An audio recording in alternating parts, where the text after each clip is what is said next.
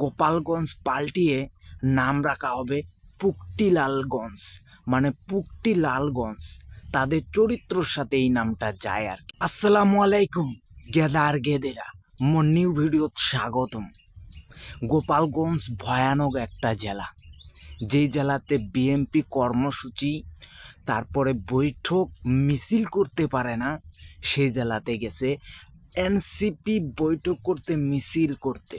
তাদের কত বড় কলিজা, সেই কলিজাটা কত বড় হয়েছে একটু দেখতে চায় জনগণ জাতি।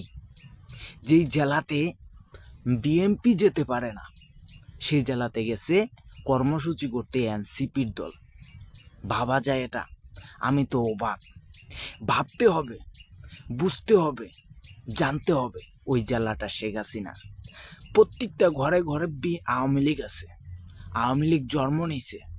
সেই জেলাটা অসংখ্য উন্নতি করছে শেখ হাসিনা, এটা তাদেরকে ভাবতে হবে। না বুঝে তারা চলে গেছে। যাই হোক, তারা সহি সালামতে ফিরে আসছে, আলহামদুলিল্লাহ। আর একটা কথা হচ্ছে, গোপালগঞ্জ পাল্টিয়ে নাম রাখা হবে পুকটিলালগঞ্জ, মানে পুকটিলালগঞ্জ। তাদের চরিত্রর সাথে এই নামটা যায় আর কি। খুব দ্রুতই এটার কাজ চালু হয়ে গেছে।